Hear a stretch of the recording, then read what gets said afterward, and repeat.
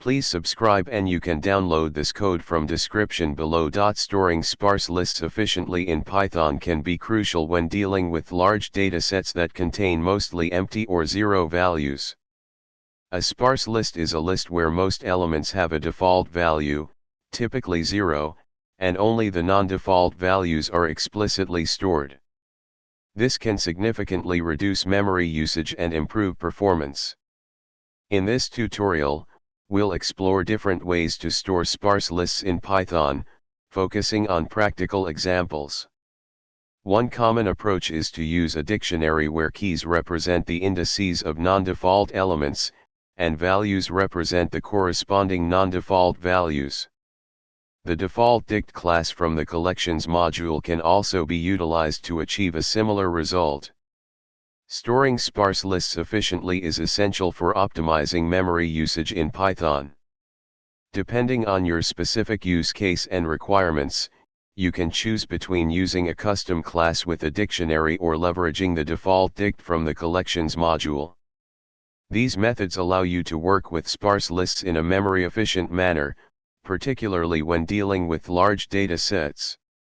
ChatGPT. Certainly.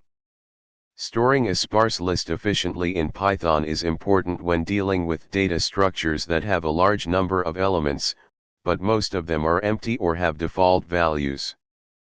In such cases, it's wasteful to allocate memory for every element.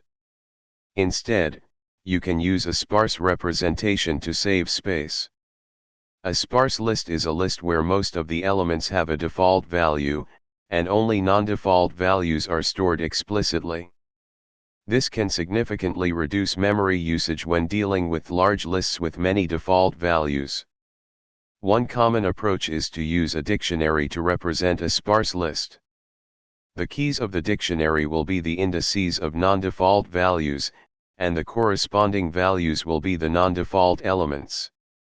You can create a custom class to encapsulate the sparse list functionality. Storing a sparse list in Python can be achieved efficiently using a dictionary or a custom class. This approach helps in optimizing memory usage when dealing with large datasets with many default values. Choose the method that best fits your use case and programming style. ChatGPT.